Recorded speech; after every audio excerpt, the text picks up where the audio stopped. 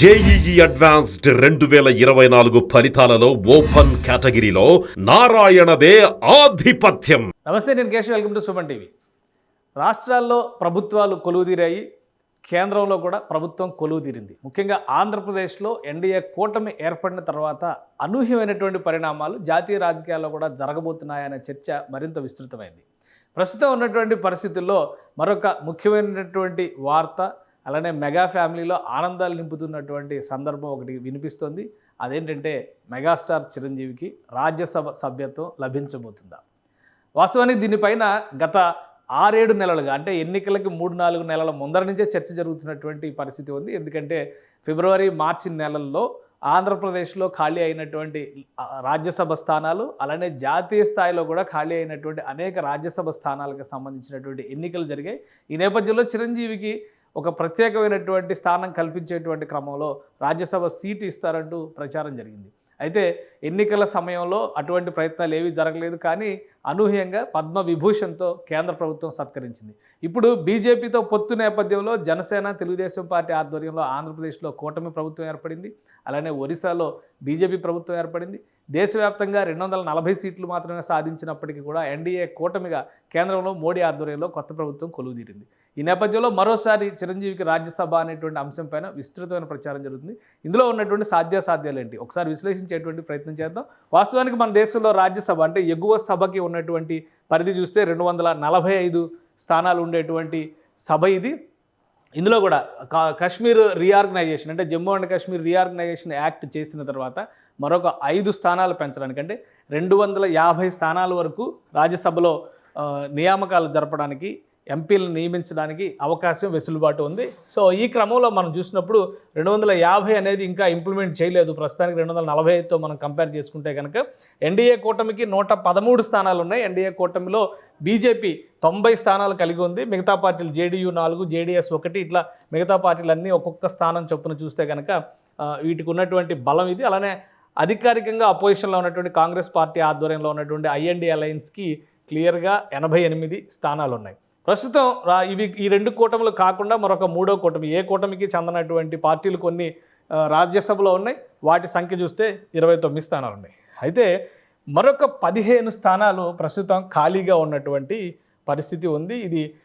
ఈ అంశం పైన ఎక్కువ చర్చ జరుగుతుంది. ఎందుకంటే మొత్తం 233 స్థానాలని రాష్ట్రాలు, కేంద్రపాలిత ప్రాంతాల నుంచి ఎంపీలుగా నియమిస్తే మరొక 12 మంది ఎంపీలని మొత్తం కలిపితే 245 స్థానాలు అవుతాయి. ఈ 12 మంది ఎంపీలని కూడా రాష్ట్రపతి కోటాలో కేంద్ర ప్రభుత్వం నియమించేటువంటి ఎంపీలుగా మనం డిసైడ్ చేస్తాం. సో ఈ 12 మంది కూడా దేశంలోని వివిధ రంగాలకి సంబంధించినటువంటి ప్రముఖులు, వివిధ రకాల కార్యక్రమాల ద్వారా ప్రజలకి చిరపరిచితమైనటువంటి వారు. అదేవిధంగా సమాజ సేవా కార్యక్రమాల్లో కూడా విస్తృతంగా పాల్గొనేటువంటి వారిని ఇందులో ఎంపిక చేస్తారు. కవులు, కళాకారులు, ఇలా రకరకాల అంశాలను ఇందులో మేళవిస్తూ కేంద్ర ప్రభుత్వం తీసుకునేటువంటి నంబర్ ఇది. సో ఇందులో రాష్ట్రపతి కోటా కింద నామినేట్ అయ్యేటువంటి ఎంపీలకి కొన్ని ప్రత్యేకమైనటువంటి గౌరవాలు ఉంటాయి. ఈ గౌరవాలు ఏ విధంగా ఉంటాయంటే, వారు కళా, సాంస్కృతిక సేవా రంగాల నుంచి వచ్చిన వారు అవుతారు. కాబట్టి కేంద్ర ప్రభుత్వం వారికి గౌరవార్థం ఇచ్చేటువంటి రాజ్యసభ సభ్యత్వంగా దీన్ని ట్రీట్ చేస్తారు. రాజకీయాలకు అతీతమైనటువంటి అంశంగా దీన్ని చూస్తారు. ఇప్పుడు ఆంధ్రప్రదేశ్లో జరుగుతున్నటువంటి పరిణామాలు ప్రధానంగా ప్రమాణ స్వీకారం తర్వాత ఆంధ్రప్రదేశ్లో భారీ సభావేదిక పైన ప్రధాని నరేంద్ర మోడీ, చిరంజీవి, పవన్ కళ్యాణ్ అభివాదం చేసినటువంటి విధానం పైన చిరంజీవి అభిమానులు కానీ, అలానే తెలుగు ప్రజలు, ముఖ్యంగా మెగాస్టార్ ఫ్యాన్స్ ఆనందోత్సాహాలతో సంబరాలు చేసుకున్నటువంటి సందర్భం అది. ఇదే సందర్భంలో ఇప్పుడు ఓవరాల్గా రాష్ట్రపతి కోటా కింద భర్తీ చేయాల్సినటువంటి రాజ్యసభ సభ్యులు, ఎందుకంటే మొత్తంగా ఇది అలయన్స్ పరంగా చూస్తే వాళ్ళ సభ్యత్వాల లెక్క ఈ విధంగా కనిపిస్తుంది మనకి. మొత్తం 245, ఇందులో వేకెంట్గా కనిపిస్తుంది. రాష్ట్రాల కోటా కింద చూస్తే 4-5 స్థానాలు, అంటే మహారాష్ట్ర నుంచి 1, జమ్మూ కాశ్మీర్ నుంచి 4 కనిపిస్తున్నాయి. కానీ నామినేటెడ్ పోస్టుల విషయంలో రాష్ట్రాల వారీగా ఏ పార్టీకి ఎంత బలం ఉందనేటువంటి అంశాన్ని మనం విశ్లేషించి చూసినప్పుడు నామినేటెడ్ కేటగిరీలో రాష్ట్రపతి కోటాలో ఇంకా 2 ఎంపీ పదవులు భర్తీ చేయాల్సినటువంటి అవసరం ఉంది. అంటే 2 ఎంపీ పదవులు ఖాళీగా ఉన్నాయి. సో అతి సమీప భవిష్యత్తులోనే మొత్తం బీజేపీ ఇందులో 5 ఉన్నాయి, నామినేటెడ్ ఇంకొక 5 ఉన్నాయి. కానీ 2 స్థానాలు వేకెంట్గా ఉన్నటువంటి స్థానాలు 2 ఉన్నాయి. సో 2 ఖాళీగా ఉన్నటువంటి స్థానాల విషయంలో చిరంజీవి పేరుని చాలా సీరియస్గా కన్సిడర్ చేస్తున్నట్టుగా సమాచారం వస్తుంది. రాష్ట్రంలోనే కాదు, అంటే తెలుగు రాష్ట్రాల్లో కూడా చిరంజీవికి ఉన్నటువంటి ఒక ఇమేజ్, పవన్ కళ్యాణ్కి ఉన్నటువంటి ఇమేజ్ బీజేపీకి కలిసి వస్తుంది. ఎందుకంటే దక్షిణాది రాష్ట్రాల్లో బీజేపీ బలమైనటువంటి ముద్ర వేయాలనేటువంటి విషయంలో గత 10 ఏళ్లుగా తహతహలాడుతుంది. కానీ రాజకీయంగా కలిసి వచ్చేటువంటి అంశాలు, సామాజిక సమతౌల్యం పరంగా కలిసి వచ్చేటువంటి అంశాలు బీజేపీకి చాలా తక్కువగా ఉన్నాయి. అందుకనే ఈసారి ఎన్నికల్లో కూడా ఎన్ని ప్రయత్నాలు చేసినా తమిళనాడులో ఒక్క సీటు కూడా గెలవలేకపోయింది. ఆంధ్రప్రదేశ్లో ఎన్డీఏ పక్షాన 3 ఎంపీ సీట్లు గెలుచుకోగలిగింది. అసెంబ్లీలో కూడా 8 స్థానాలు గెలుచుకోగలిగింది. అలానే తెలంగాణలో అటు అసెంబ్లీలో, లోక్సభలో కూడా 8 స్థానాలు చొప్పున గెలుచుకోగలిగింది.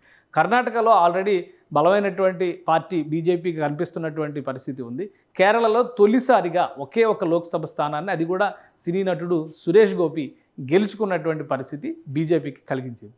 సో ఈ పరిణామాలన్నింటినీ దృష్టిలో ఉంచుకొని దక్షిణాదిలో ఉన్నటువంటి సినీ గ్లామర్ని ఆధారం చేసుకోవడం ద్వారా తమిళనాట రజనీకాంత్, తెలుగునాట మెగా ఫ్యామిలీ, ఈ రెండింటిని కూడా బ్యాలెన్స్ చేస్తూ ముందుకెళ్లేటువంటి ఒక వ్యూహాన్ని భారతీయ జనతా పార్టీ అనుసరిస్తున్నట్టుగా గత కొద్ది కాలంగా కనిపిస్తుంది. ఈ క్రమంలోనే పద్మవిభూషణ్ లాంటి పురస్కారాలు అటు రజనీకాంత్కి వచ్చినాయి, ఇటు చిరంజీవికి వచ్చినాయి. ఎవరు ఊహించని విధంగా చిరంజీవిని అధికారిక కార్యక్రమాల్లో కూడా భాగం చేసేటువంటి ప్రయత్నం కేంద్ర ప్రభుత్వం చేసింది. గతంలోనే భీమవరంలో అల్లూరి సీతారామరాజు విగ్రహావిష్కరణ కోసం ప్రత్యేక అతిథిగా కేంద్ర ప్రభుత్వం పర్యాటక శాఖ పక్షాన చిరంజీవిని పిలిచింది. ప్రధానమంత్రి పక్కనే చిరంజీవి సభా వేదిక పైనటువంటి కూర్చున్న సందర్భం అది. తాజాగా జరిగినటువంటి ఎన్డీఏ పక్ష ప్రభుత్వ ప్రమాణ స్వీకార కార్యక్రమంలో చిరంజీవిని స్టేట్ గెస్ట్గా ఆహ్వానించడం జరిగింది.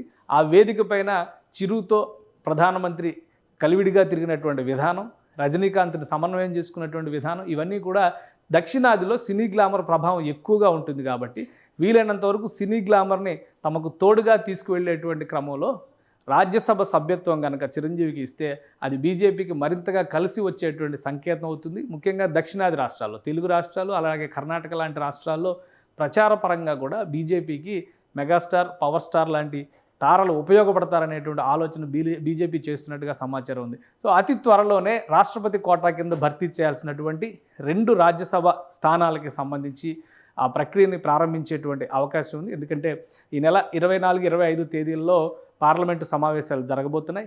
పార్లమెంటు సమావేశాల్లో మొదటి రోజు ప్రమాణ స్వీకారాల తర్వాత రెండో రోజు కొత్తగా స్పీకర్ ఎన్నిక కార్యక్రమం జరుగుతుంది.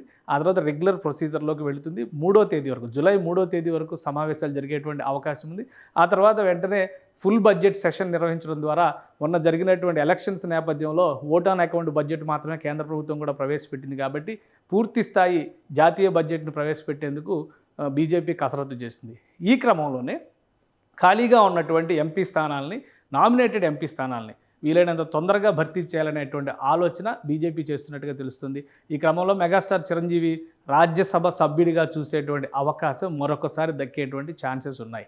ఎందుకంటే ప్రజారాజ్యం పార్టీని కాంగ్రెస్లో విలీనం చేసినటువంటి సందర్భంలో రాజ్యసభ సభ్యుడిగా వెళ్ళి ఆయన కేంద్ర పర్యాటక శాఖ బాధ్యతల్ని నిర్వర్తించారు. ఆ తర్వాత రాజకీయాలకు పూర్తిగా దూరంగా జరిగినటువంటి పరిస్థితి.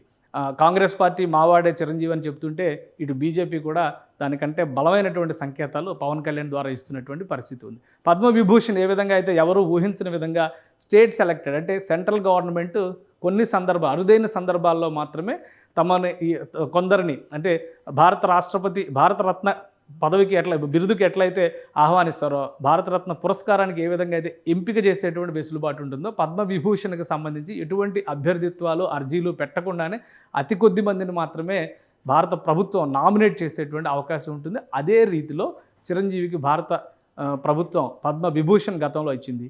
ఇప్పుడు కూడా సామాజిక సేవా రంగాల్లో ప్రధానంగా బ్లడ్ బ్యాంక్ ద్వారా చిరంజీవి చేస్తున్నటువంటి సమాజ సేవ పైన విశేషమైనటువంటి ప్రాచుర్యం ఉంది. ఆయనకు ప్రత్యేకమైనటువంటి స్థానం ఉంది. ఈ విషయంలో అనేక మంది సినీ నటులకి ఆయన సమాజ సేవా కార్యక్రమాల్లో కూడా మార్గదర్శిగా ఉన్నారనేటువంటి అభిప్రాయం ఉంది. ఈ నేపథ్యంలోనే సామాజిక సేవా రంగాలతో పాటు కళారంగాలకు ఆయన అందించినటువంటి సేవలను దృష్టిలో ఉంచుకొని రాష్ట్రపతి కోటాలో చిరంజీవిని రాజ్యసభకి నామినేట్ చేసేటువంటి అవకాశాలు పుష్కలంగా కనిపిస్తున్నాయి.